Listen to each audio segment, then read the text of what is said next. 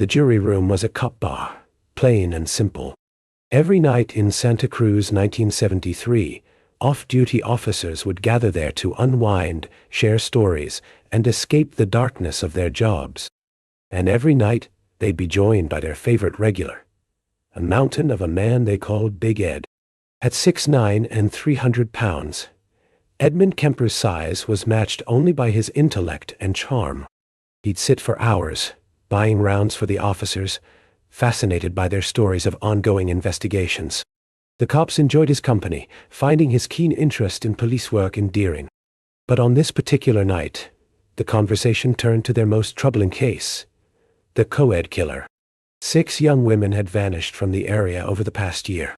Some of their remains had been found dismembered in the nearby mountains. The community was terrified. "We'll catch this bastard," one detective declared, raising his glass. Big Ed nodded thoughtfully, lifting his own drink in agreement. What kind of monster could do something like this? Another officer wondered aloud. Kemper leaned forward, his deep voice steady and controlled. Someone hiding in plain sight, probably. The best predators always are. He took another sip of his beer as the officers murmured in agreement, none of them noticing the slight smile playing at the corners of his mouth. What these seasoned investigators couldn't know was that their friend, their drinking buddy, the gentle giant who remembered their kids' names and always laughed at their jokes, was the very predator they were hunting. Behind his friendly demeanor lay the mind of a killer who had already claimed multiple victims, and he wasn't finished yet. The worst part, he was exactly where he wanted to be, surrounded by the very men trying to catch him, listening to their theories, learning their methods, always one step ahead. In the jury room that night, the hunters were sharing drinks with the monster, and only one person knew the truth. Long before he became the cop's favorite drinking buddy, Edmund Kemper was just a boy, but there was nothing ordinary about his childhood. Standing in his mother's basement in the late 1950s, young Edmund would play a game that would later seem like a dark prophecy. He called it the execution game, and he would make his sisters pretend to march him to his death. Clonel Kemper, Edmund's mother, was a domineering presence who cast a long shadow over her son's life. An alcoholic who possibly suffered from borderline personality disorder, she would regularly tell young Edmund that no woman would ever love him. She made him sleep in that basement, convinced that he would hurt his sisters if he stayed upstairs. In her eyes, her son was a monster in the making. Perhaps she saw something the others missed. By age 10, Edmund had already developed disturbing habits that would make any parent's blood run cold. He didn't just play with his sisters' dolls. He decapitated them. And when the family cats disappeared, no one wanted to ask too many questions about their fate. "I remember there was actually a sexual thrill," Kemper would later confess, describing how he would pull the heads off his sisters' dolls. "That little pop and pull their heads off and hold them up by the hair. That'd get me off." The situation reached a breaking point when Edmund was 14. His father, long divorced from Clonel, had remarried and wanted nothing to do with his troubled son. With nowhere else to turn, Edmund was sent to live with his grandparents on their California ranch. It should have been a fresh start. Instead, it became the beginning of his murderous career. On August 27, 1964, after yet another argument with his grandmother Maud, 15-year-old Edmund made a decision that would set the course for the rest of his life. He shot his grandmother in the head with his grandfather's .22 caliber rifle. When asked later why he did it, his response was chilling in its simplicity. "I just wanted to see what it felt like to kill Grandma." But he wasn't finished. When his grandfather Edmund Sr. returned home, young Ed shot him too. His reasoning: he didn't want his grandfather to see what he'd done to his grandmother. It was his first taste of murder, but it wouldn't be his last. The justice system, perhaps unprepared for a killer so young, sent him to Atascadero State Hospital. There, doctors discovered something that made Kemper even more dangerous. He had an IQ of 145. He was not just a killer. He was a genius who could manipulate the system. For 5 years, Kemper played the model patient. He learned the right things to say, the right behaviors to display. He convinced the doctors he was reformed, cured, ready to return to society. Against the advice of his doctors, and even his own warnings, he was released on his 21st birthday in 1969. The system sent him back to the one person who had helped create him, his mother. Clarnell was now working as an administrative assistant at the University of California in Santa Cruz. The same university whose co-eds would soon begin disappearing. My mother and I started right in on horrendous battles, Kemper would later recall. Just horrible battles, violent and vicious. But this time, he wouldn't lash out directly at her. Instead, he found other targets for his rage. He tried to live a normal life at first. He applied to become a state trooper, but his massive size disqualified him. Instead, he took a job with the Department of Transportation, and he began noticing something. Young women, everywhere, hitchhiking along the California highways. The gentle giant who would become the cop's drinking buddy started picking up these hitchhikers. At first, he said, it was just a talk. He gave rides to over 100 women without incident. But inside his mind, a battle was raging. One side of me says, wow, what an attractive chick. I'd like to talk to her, date her, he would later explain.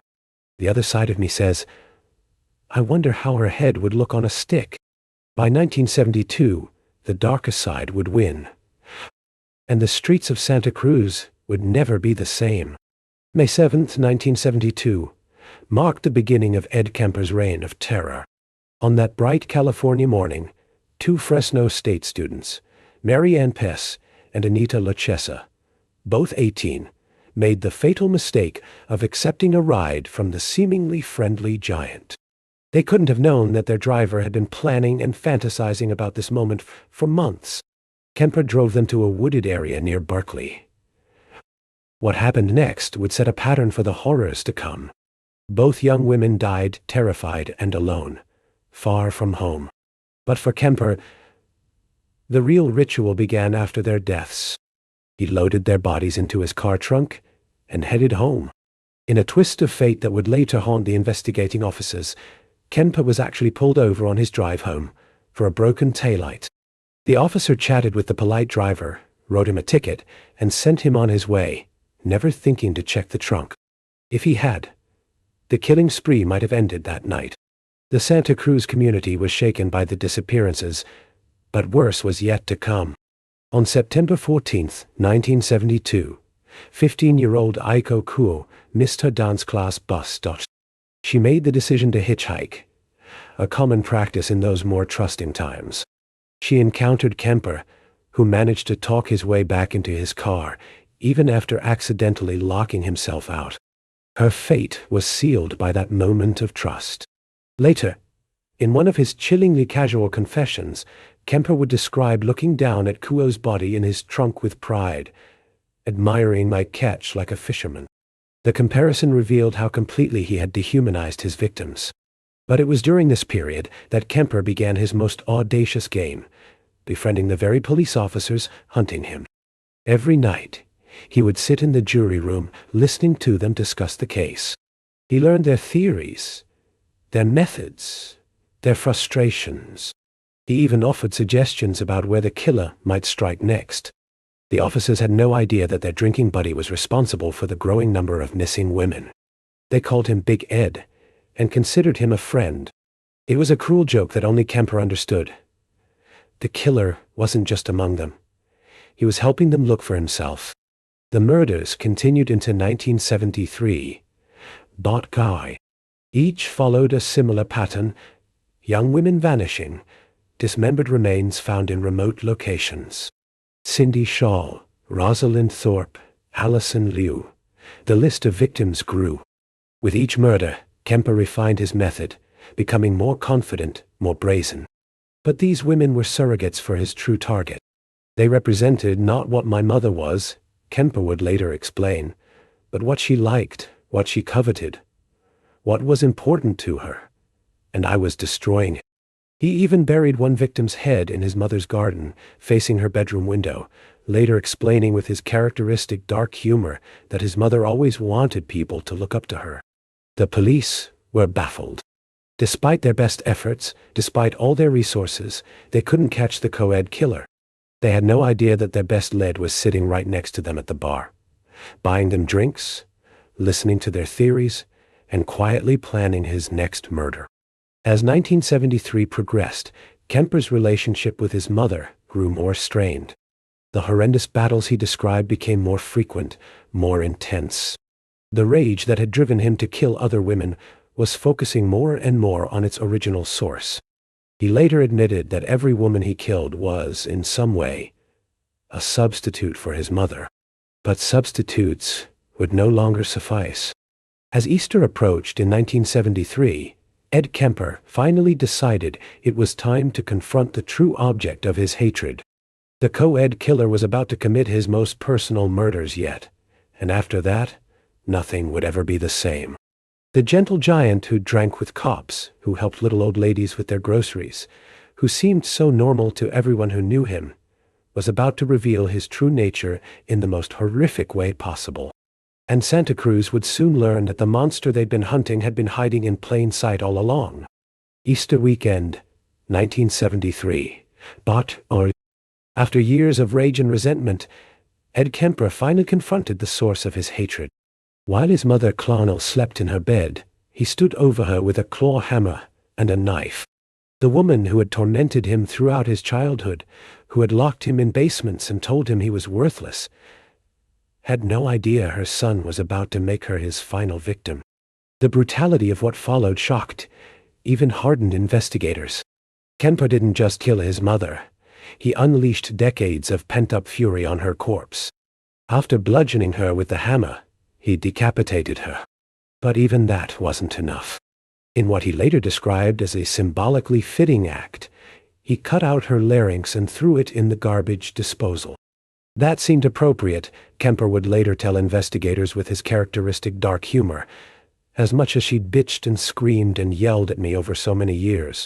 When the disposal spat the larynx back up into his face, he saw it as a final act of defiance from the woman who had dominated his life. But Kemper wasn't finished. In a grotesque display of his complete psychological break, he placed his mother's head on the mantel and used it as a dartboard. The boy who had once decapitated his sister's dolls had finally acted out his darkest childhood fantasy. Then, in what might have been an attempt to create an alibi, he invited his mother's best friend, Sally Hallett, over to the house. Perhaps he thought that if both women disappeared together, investigators would assume they had gone on a trip. If that was his plan, it fell apart quickly. Hallett became his final victim. Strangled with a scarf, her body subjected to the same indignities as his other victims. After these final murders, something changed in Kemper. Later, he would explain that the killing wasn't serving any physical or real or emotional purpose. It was just a pure waste of time. Emotionally, I couldn't handle it much longer. The death of his mother, it seemed, had finally extinguished the fire that drove him to kill. He loaded Hallett's car with weapons, cash, and supplies, and began driving east. He made it as far as Colorado before the weight of his crimes finally overwhelmed him. On April 23, 1973, he stopped at a phone booth and called the Santa Cruz Police Department. "I want to speak to someone about the co-ed killings," he said calmly. The officer who took the call was one of his drinking buddies from the jury room. "Hey, Big Ed," the officer said cheerfully. "Stop putting us on. We know it's you." "I'm not putting you on," Kemper replied. "I killed my mother and her friend. And I killed those co-eds. I killed 6 of them." The officer still thought it was a joke. Kemper had to call back several times before anyone took him seriously. Finally, he convinced them by revealing details only the killer would know. The gentle giant who had shared their drinks and laughed at their jokes was the monster they had been hunting all along. Kemper waited patiently by the phone booth for hours until officers arrived to arrest him. When they finally did, he surrendered without resistance. The massive man who had terrified so many women submitted to handcuffs with an almost serene calm. During his subsequent confession, Kemper displayed the same intelligence and articulation that had helped him fool everyone for so long.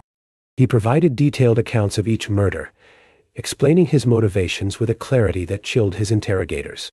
His drinking buddies from the jury room were devastated.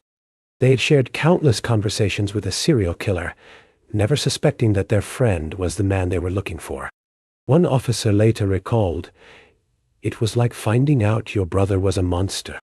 The gentle giant's mask had finally slipped, revealing the darkness that had always lurked beneath.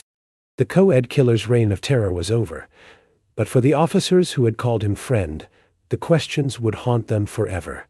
How had they not seen it? How had they shared drinks with a killer and never known? And most troubling of all, how many other monsters were hiding in plain sight? In November 1973, Ed Kemper stood before the court, his massive frame dwarfing everyone in the room. The trial lasted 3 weeks, but there was little doubt about the outcome. Through his detailed confessions and the mountain of evidence, Kemper had ensured his own conviction. When the judge asked him what he thought would be an appropriate punishment for his crimes, Kemper's response was characteristically direct: death by torture. But because of a Supreme Court ruling that had temporarily suspended the death penalty in California, he instead received 8 concurrent life sentences. The man who had once played execution games as a child would not face execution himself. Instead, he was sent to the California Medical Facility, the same prison that would later house Charles Manson. But, unlike many infamous killers who continue to deny their crimes or seek attention, Kemper took a different path. Behind bars, the former co-ed killer became known as a model prisoner. He participated in numerous interviews with FBI agents, including the pioneering criminal profilers John Douglas and Robert Ressler. His articulate explanations of his motivations and methods helped form the foundation of modern serial killer profiling. "I knew long before I started killing that I was going to be killing," he told them. "The fantasies were too strong. They were going on for too long and were too elaborate." His insights into the mind of a killer proved invaluable to law enforcement, helping them understand and catch other predators. In an ironic twist, the man who had once decapitated his victims and violated their corpses became known for a gentler pursuit. Kemper spent over 5,000 hours recording audiobooks for the blind, narrating everything from Star Wars to scholarly works. His deep, calm voice, once used to lure victims to their deaths, now reads stories to help others. But not everyone believed in Kemper's reformation. His half-brother, speaking under an alias to protect his identity, warned, "It's laughable. He is a complete sociopath. He could look you straight in the eye telling you how sorry he is for everything he did, while at the same time plotting your demise, and you'd never even have a clue."